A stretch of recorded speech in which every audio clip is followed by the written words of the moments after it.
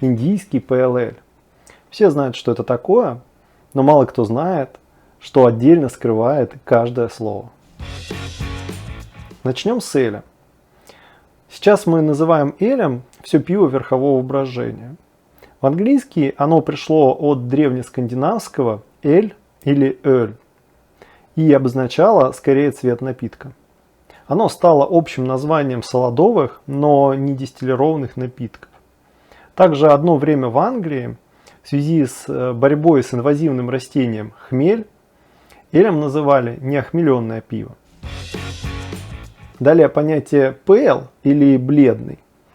Оно возникло в результате использования коксового угля, который давал светлый, а не бурый солод, и напиток становился светлее.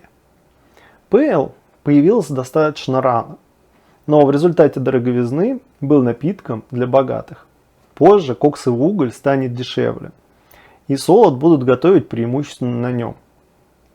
Вначале Pale Ale'ом называли скорее плотное алкогольное пиво, а не сильно охмеленное, как сейчас. Индийский. Вид эля, который вначале не был Pale. Его варили неподалеку от порта Ост-Индийской компании для последующей отправки в Индию. И он не был сильно охмелен. Для длительного путешествия Джордж Ходжсон на пивоварне Боу варил октябрьское пиво или аналог барли-вайна. Но оно было дорогое. И чтобы сэкономить, но не потеряв в длительности хранения, Ходжсон стал снижать количество солода и повышать количество хмеля. И тут на сцену выходят пивовары из Бертона на Тренте, которые также специализировались на плотном пиве. И недавно потеряли свой рынок в России и на Балтике.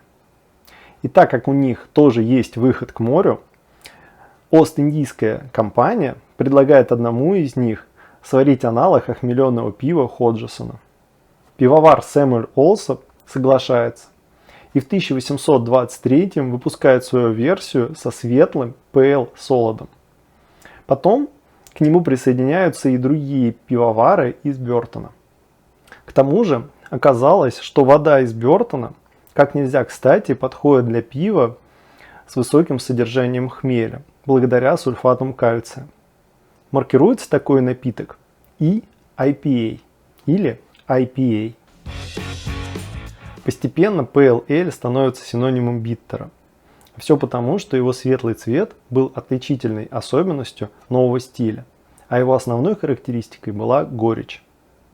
Pale – понятие относительное. Он мог быть немного более светлым, чем портер.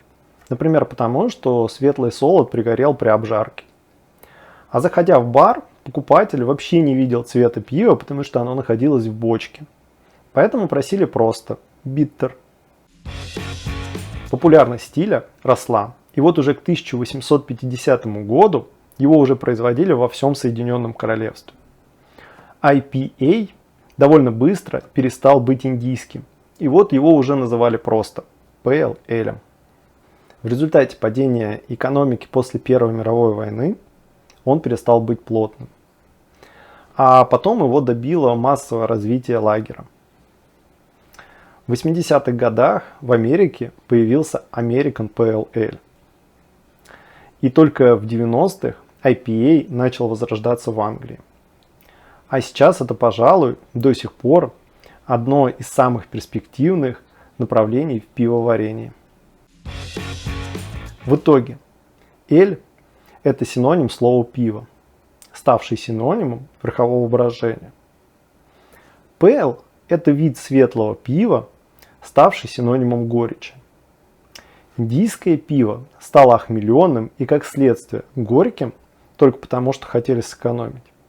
А стиль IPA стал таким популярным, в том числе потому, что новое поколение хотело чего-то нового. Спасибо за внимание. Это была краткая история стиля IPA. Если захотите почитать поподробнее, внизу я дам список литературы.